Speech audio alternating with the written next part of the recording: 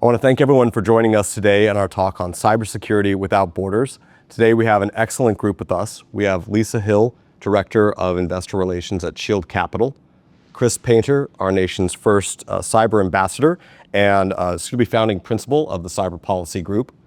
We have Lieuwe Koning, who's the CTO and co-founder of Onto It Cybersecurity.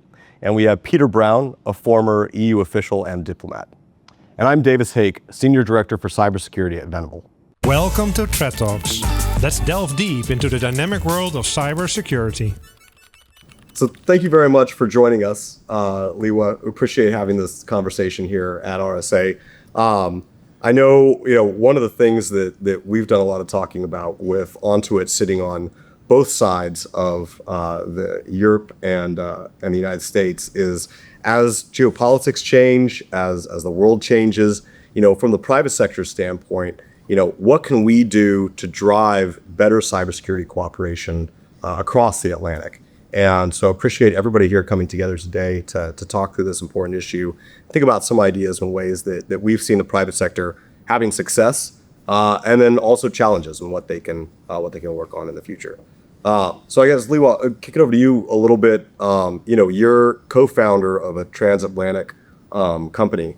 Love to hear, just some of your initial thoughts on working in both markets. What you kind of see from the attitudes of buyers. I know Onto It is one of the leaders of Zero Trust, and you push, the ability to sort of type of strategy as a service for all your clients. Mm-hmm. What do you see in terms of thinking from U.S. customers around the idea of Zero Trust versus European customers? I know our market's very big on visibility, MDR, detection, but I'd love some of your thoughts as well on like what does prevention look like? What does Zero Trust look like on each side of the divide? Yeah, sure. Well, on the Zero Trust part, it's actually quite good news, I'd say. I mean, there's tons of differences probably, but especially lately, it's again taking off again the whole idea of that we need to do Zero Trust. It's been around now for, what's that, 1.5 decade or so that it was first. It's still valid, it's still there. And I see that both in North America and in Europe gaining a lot of traction, and it's the same. If we're looking at compliance and stuff, and we have the GDPR in Europe, of course, and we have the NIST too, and I believe we have 3 times as many regulations in Europe as there are right here, and they're not necessarily aligned. So that's a difficult thing sometimes. We need to somehow make sure that we that the solutions and the controls that you put in place are the same. But Zero Trust itself is actually a beacon for me. It's tremendous power. And now maybe I should define a little bit more what I mean by Zero Trust, because it's becoming like this marketing term. You can ask like Gartner. Yeah, like AI. Yeah, well, maybe we get into that as well. What type of AI? Yeah, exactly. Now, whether some people say Zero Trust is, I need to do better in every aspect. I will not deny that, but it's certainly not the primary thing that springs to mind if I talk about Zero Trust or identity, for example. It's part of it. To me, it's the preventive power that gets out of this. And honestly, if the private sector needs to do something better, I think is to drive towards prevention, because and the problem is there's so much money to be made today in detection, in MDR. And to me, MDR is just a very good way to show how you're doing it wrong, right? It's getting ready for the breach and ready for cleaning up, and that's such a pity. We know what to do in so many areas, whether it's OT, whether it's in traditional IT or in cloud. And Zero Trust, I see that happening the same on both sides of the pond, and that's what makes me happy, and also allows us as a company to be very efficient in all parts of the world. Yeah. So you feel among U.S. customers that is there that same beginning or focus on prevention, or are they preparing for the breach? Preparing for the breach. Really? Today. Yeah. Typically, yes. So and I think that cybersecurity, especially the MDR space, is what I would call a vendor-educated market, which means that customers listen to what vendors have to say, and governments write the RFP that the other governments has also written before, which was heavily influenced by a vendor. And that's not necessarily always a great thing, I think. So that's we can certainly change means that the vendors and private sector has to take a little bit more responsibility. Yeah. I mean, it's easy to say that's wrong. Yeah. It's harder to say, hey, I'll take care of it. Yeah. But I'm convinced that the market is getting that way. I see signs of it. Yeah. We are getting with customers into the next question. So first, let's see how things are, Yeah. and then we bring up, hey, and we want to keep the customer. Hey, Yeah. we're not. So we talk to the customer and say, hey, let's make your environment more resilient. Yeah. Peter, I know, serving on the EU Parliament, one of the core issues you focused on was around regulation, compliance, auditability. In the United States, we have a big debate on should the security role be focused on compliance, on auditability, on visibility, or should the security realm be focused, strictly on prevention? How, from the European perspective, when you guys were working in the Parliament and working on some of these laws, how did you guys view that balance between compliance and responsibility to your customers and your member states, but also, tactics that were just wholly focused on prevention, stopping the bad thing from happening? Yeah, there's two things I think to remember. One is the so-called precautionary principle is a central aspect of a lot of European Union legislative work, which means that whether it's in the realm of product safety and data protection and privacy, or in areas like cybersecurity, the emphasis is always a bit the stereotype nanny state of say, well, we want to err on the side of caution, therefore would rather things not happen than have to worry about clearing up the mess afterwards. So the fact that there is that emphasis on the precautionary principle itself dictates a bit the balance there, and that's because it's central to the European Union treaties. The other thing to remember, which I think in the US people often forget about, is when you talk about Europe, you've got to make a distinction between what are those areas which do fall within the competence of the European Union and those that remain and sometimes strongly defended to remain as competences of the individual member states. And cybersecurity is a classic example of that, because there is no reference to cybersecurity in the EU treaties. It wasn't around in the 1950s when the treaties were first drafted, or in any of the revisions subsequently. So as a domain, it's not something which is out of the box a competence of the European Union. Because of that, the way a lot of legislation has been written, whether it's on NIS2, the CRA, even AI Act and others, the Commission has had to try and creatively find ways that you can pin a regulatory environment on and still to the a legal basis in treaties, because the treaties say you can only act if there is a basis in the treaties. And the common way the Commission's done that for a lot of the so-called digital decade legislation is the so-called completion of the internal market. Yeah. And that is to ensure that there is a single market of products, services, goods, capital, people that can move freely across the European Union. So that is always a stick to beat anybody with, to say, well, no, we need that because of the internal market. You can stretch that a certain way, but it has advantages, and the industry realizes that if you're a Dutch company, to be able to sell your products because you're in compliance with an EU regulation to anywhere in the rest of the European market is an important thing, which industry generally is behind. The problem comes sometimes, and this is about getting into issues about financing and VC and funding and everything else, is a lot of the capital markets are still very national focused.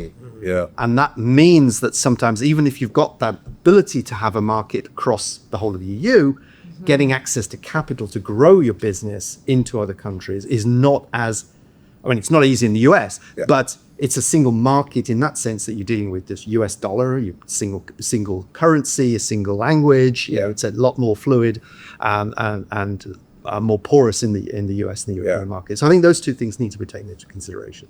Jumping off of capital and investment over to Lisa, for the United States, right, we have not just been pushing different regulatory standards, but strategies. And zero trust has been a commitment for the United States. Multiple administrations trying to get our federal agencies to adopt zero trust strategies. even states like state of Texas has zero trust requirements in their language. DoD has put forward a pilot program that's been going on for a couple of years now to work to try and move zero trust to be the main strategy for the DoD enterprise. Lisa, as someone that works in the venture capital space, working with the U.S. government and the Department of Defense, how good are they at buying these types of technologies? I mean, it's one thing for them to say, we have a strategy, we want to bring in innovators that can help us with this, but having worked in the U.S. government, I could say we don't have a great track record in buying the most innovative vendors here. Yeah, pretty bad track record. Acquisition reform is, I think, something that in my echo chambers, I've seen over the last 10 years. Just in the last 60 days, we've really seen a lot of progress with the executive order for the commercial solutions opening. The Defense Department just put out a memo directing the entire department to buy software through a rapid acquisition vehicle, which is this commercial solution opening that was pioneered by the Defense Innovation Unit. And what that does is really break down the bureaucratic red tape to allow entrepreneurs, to allow a vendor to really go and work with a customer. Because at the end of the day, the private markets are about revenue, our annual revenue. And for a long time, I think the Defense Department really wanted to keep that science and technology function in-house, the research and development function in-house, where some things like software development, I would argue, and artificial intelligence and machine learning and these large language models, where a lot of that research and development that risk should come onto the private markets. Let the private investors work with the entrepreneurs to really get this technology to a better place, so the government isn't spending dollars on these prototypes that may or may not come to fruition. And so I think that there's been a lot of reform, but acquisition reform has been something that has been talked about. There was the commission on the PPB&E, so many acronyms I couldn't even remember. But everybody's making recommendations. And so we're finally starting to see, I think, within this first 100 days, because an administration really said, that's it. Yeah. We're going to move fast. And that's why you see people like Elon Musk, for better or worse, but so much commercial experience coming into all areas of government across every agency, because there's a real demand to move quicker. Mm-hmm. And there is a balance, because the U.S. government is the least corrupt across any government across the world. Partly because it moves so slowly. And there's so many checks and balances. And so there has to be that balance of risk and reward. But at the end of the day, you're not going to get a competitive environment without being able to go to an entrepreneur, a commercial company, and being a good customer. Now, the government is a very good customer. They really can be considered recession-resistant revenue, because those contracts are long tail, and sometimes you can get onto a 10-year contract, and that's an exceptional customer. You get a proprietary data set, you get access to the credibility and this long tail revenue stream. But on the other side, if you do not have that commercial traction first, particularly in cyber and software, you're building exquisite systems for a customer, and you're not going to be able to scale to that public market. So the way that investors we invest particularly in dual use, and so companies that have applications in both commercial and government markets. So we really specialize in that, and so we think about the company being able to have a commercial customer traction first, and then going into the government markets. So I want to stay on you for a second. It's very interesting, what the U.S. is doing, but in the terms of, the commercial sector drawing a thread across the Atlantic, where do you see opportunities for, as the Europeans increase their defense spending, as they look to get more innovative companies as well, other opportunities for U.S. companies to do business with European allies, or vice versa for the Department of Defense to do business with innovative European companies? Like, what areas are there to bring together, maybe it's national security that helps drive some of that innovation. Yeah, so I spent a lot of time in thinking about national security and in this this dual use space. And I would actually put a question back to you, but we're seeing a trend line where traditionally the ESG regulations really prevented any sort of investment in private investment and government dollars into defense. But now we're seeing, certainly with the war in Ukraine, where the idea of security is really expanding into national security and community security, and not just being able to have this physical security, but in cybersecurity, because our data and protecting data is such a local concern that you're seeing the regulatory environment that really prevented buying, spending any kind of money on defense is now that aperture is opening across Europe, particularly in the Nordics. And that's very exciting for, I think, at least the American companies that we work with. But is that changing? Is that, I would echo that. I think the other thing is there are other market verticals. Well, there's market verticals where things like zero trust is becoming important, like in 6G. The European Commission has just started, I think, then autumn, fall last year. I think it was an 8 million euro program looking at zero trust in 6G infrastructure, but also in supply chain. And if you consider, for example, and this was a sort of a fact shared with me recently, US arms shipments to Ukraine transit through Europe, mainly through the port of Thessalonica in Greece, which is now run by China. It is not beyond, it's more than hypothetical to think that there's got to be some point of vulnerability there in terms of control on manifest and what's going through the port that may be constitute forward intelligence for an adversary.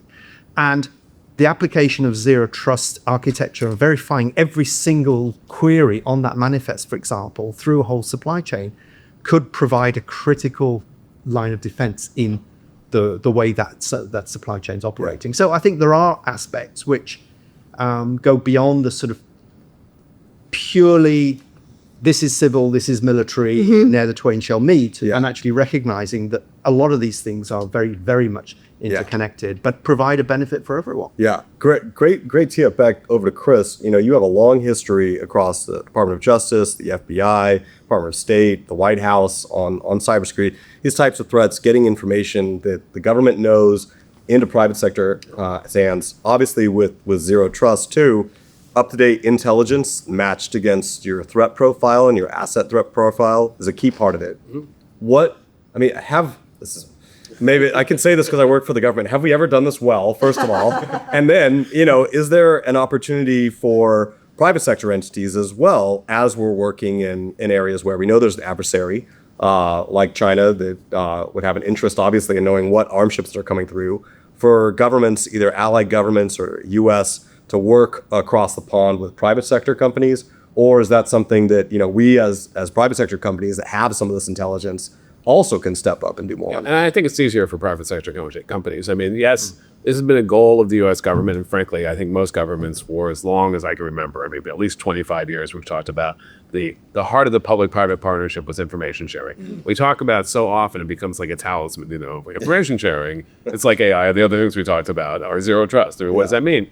And, people start putting some words around and say, well, it really means actionable information that you can share both ways, from the private sector to the government and vice versa. And, in the early days, there was always excuses on both sides. There's still excuses on both sides, but there were excuses like, well, we're worried about antitrust. If it's a company sharing to the government, we're worried about antitrust concerns. So you pass something saying, nope, no problem, that's up. We're worried about Freedom of Information Act or disclosure. So they pass another thing that deals with that. Then you say, well, we're worried about liability. So you have limited liability protection. Not completely liable.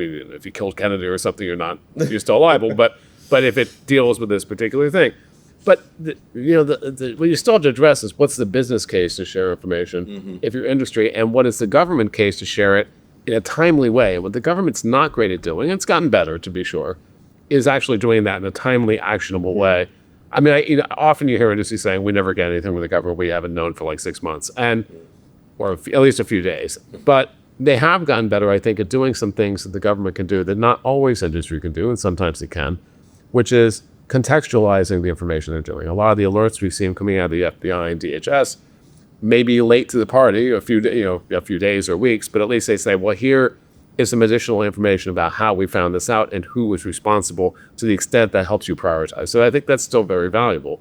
But you're quite right, it's too slow. I mean, and it gets an order of magnitude more difficult when you're talking about trying to do this across countries. So yes, there have been attempts to do this with other countries, not just the kind of joint attribution stuff, which takes a long time, but still takes a lot of time, but actually provide information about particular threats. If it's hard enough within the US government to get that kind of understanding of what you're going to share, because you have to get the intelligence community, you have to get the security community, you have to get the business community to kind of all agree, it is much more difficult when you're doing it with other countries. And even more difficult was with other countries that are not real close partners of yours. And so I do think this really opens up an opportunity. We've seen this too, private sector to step up and do a lot more, because they have much more flexibility to do that. Now, you still have to partner with the government, because they will have information that you don't have, and vice versa. And I think one of the things that we're trying to think of, especially as the U.S. is looking now to pivot to more offensive operations in cyberspace, what that means for defense more generally, I think you really need, this is an opportunity to build those partnerships more, where the private sector, and not just the U.S. government, but other governments are working together to figure out what is the construct, what are the expectations.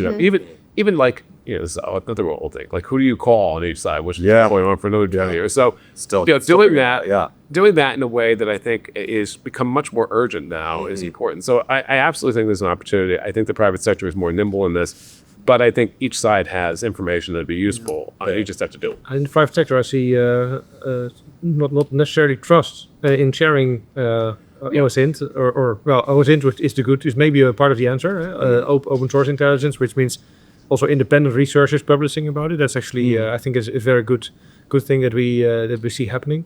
But commercial parties also consider it a revenue model to sell threat intel feeds, and then you don't sell your crown jewel, right? So that's I think, I'm not sure if, and that's a problem that the government doesn't have, at least. But we keep lists per country, obviously, because we get from nations, we get lists of IPs, for example, that we should block or investigate for, that we cannot share outside. Sometimes even only inside a certain vertical. So only healthcare, for example. And there's an incentive for this. There's an incentive for the governments too, because one of the reasons that partnership has to be stronger is if a private industry group or even an individual company comes and says, we have seen this, pay attention to this.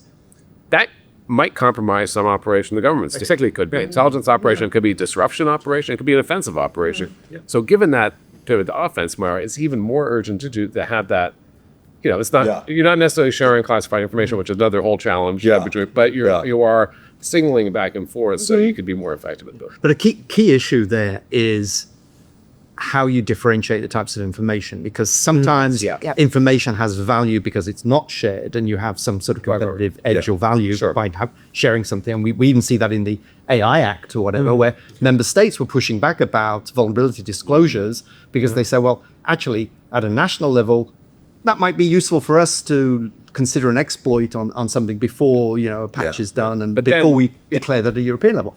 But then there are other types of information, and that I would say is the growing area where sharing makes it stronger for everybody. And I think the nature of the zero trust architecture is that it encourages and underlines that importance of information sharing, because you're standardizing more the types of information. But also, I think that the amount of information that is classified, or you want to keep yourself for a small, that is a very tiny part of the threat intel. And it all depends on context as well. Exactly, the context so super. The most of the threat intel, everybody should immediately get out. Typically, it's compromised systems somewhere that aren't the adversary itself, but that needs to be taken down as soon as possible. There's no way, no reason we wouldn't share it with everybody. Another thing is, what I often see is threat intel that has, again, if it's an IP address, it can be different things. Sometimes it's Office 365 as an IP address, which is because there was malicious activity there. Yeah, obviously. but I'm not going to block this. So, and to my earlier point on prevention, and I think we should also think in terms of threat intel should also be used for preventive goals, and that's often overlooked. Today it's feeds that we get into our logs and cross-reference it and see, go investigate it. The bad stuff has already happened like minutes ago, and that's a long time. This is exactly, I mean, you pose it almost like two warring things, prevention versus response, right?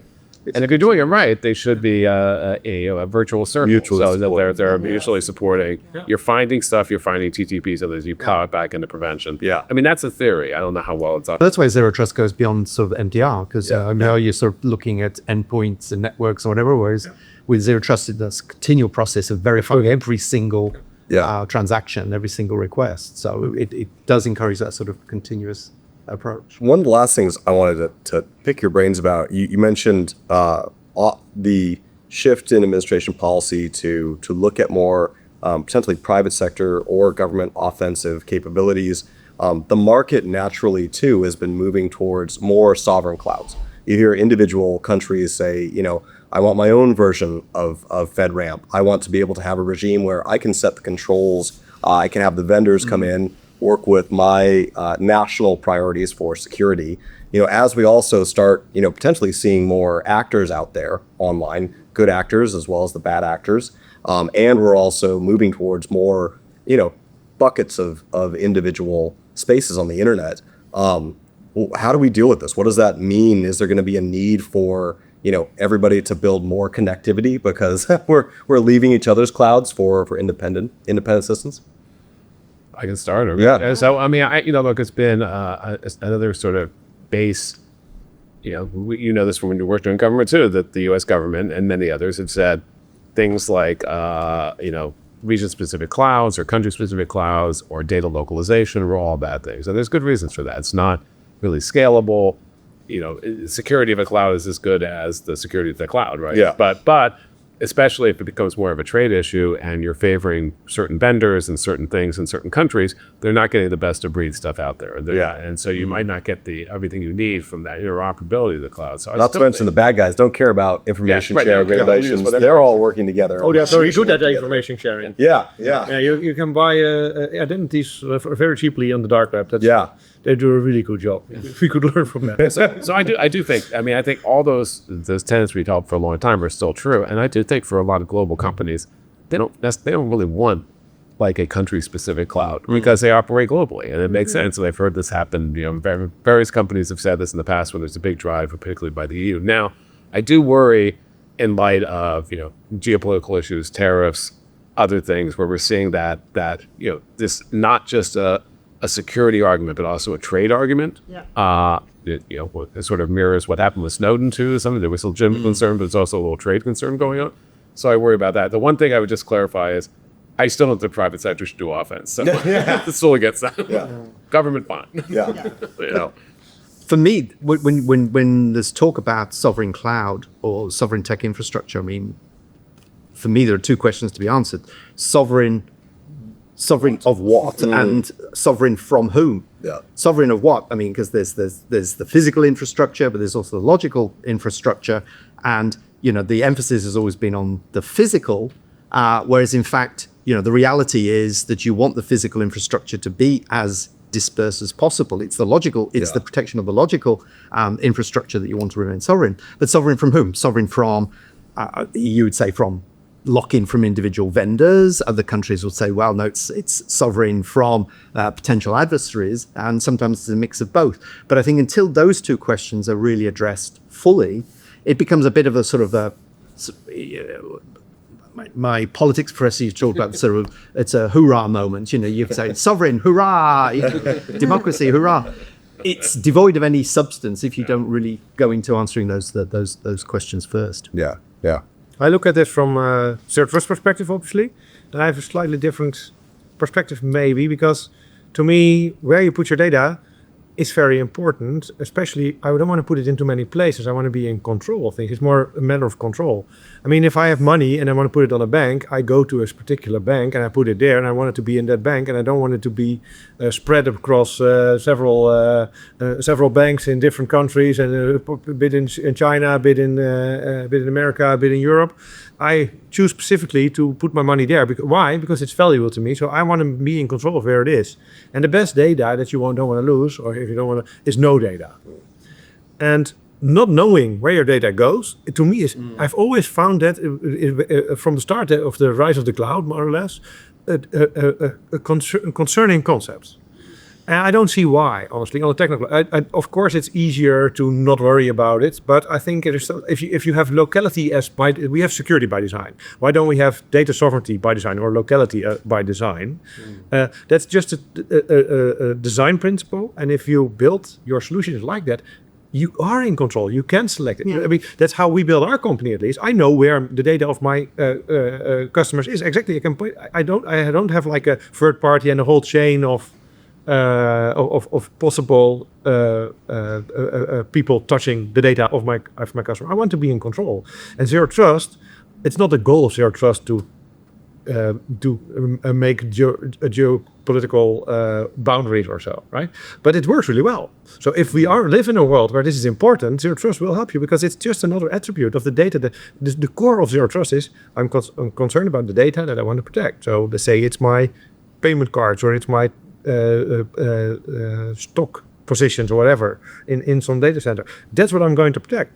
I'm going to decide on what I need to do to protect it. One of them is where can I put it? I mean, why don't I know where my mill is? There's no technical reason for it. We build it like that, but there's no real reason. It's not only where you put the data; it's the data being able to transit to other places to make it actually usable. Right? It really goes back to the EU. I mean, the euro, the onset of the euro. I remember being a young person one day, and I had lira, and I had Deutschmarks, and I had francs. I mean, it was a very different time. But I love the comparison to currency, because that's really, the euro coming in really allowed that the market to really transform, and everyone became. Yeah, but I mean, I like the analogy, except that it breaks down, because if you think that your money is sitting in a bank for you to take out at any time, That's fair. That's fair. you need to look a little bit more. We lived through the credit crunch. No, exactly. And I got my money back, I can tell you, from my bank. That's a good point. because of regulation. Yes, exactly. Yes. But the issue, and you use the key word, it's data usage, which is the issue. Yeah. At the end of the day, yes, you want your data. You want to know where your data is, because you want to be sure that you're the one that's using it according to rules, to governance rules, and who can touch it? Exactly. Yeah. Exactly. But that comes back to my point about what do you mean by sovereignty? Because where the data is should be something that you at any time if there was if you put your data of a city here in the United States into a local availability zone of the Alibaba cloud, do you trust that? I mean, some servers right here, but it's operated by China. Same for Europe. If you put it in a Google Cloud in Amsterdam, well, who says that the American government still cannot look at it? There's no guarantee at all. So it's indeed more difficult than the physical location of the data. It's a combination of things. So logical access. Yeah. Right. Yeah. True. Difficult thing to do. And then from a certain perspective, I would say, don't spread it too much. Yeah. Well, this has been a wonderful conversation. I know we're coming to the end of the week here at RSA, so I appreciate all of you guys for taking the time and joining us here together today. And thank you very much, Lieuwe, for hosting us and having this discussion. Thank you. Thanks for leading us here. Thanks. Yeah, that's been great. Thank you for listening to Threat Talks, a podcast by Onto-It Cybersecurity and AMS-IX. Did you like what you heard? Do you want to learn more? Follow Threat Talks to stay up to date on the topic of cybersecurity.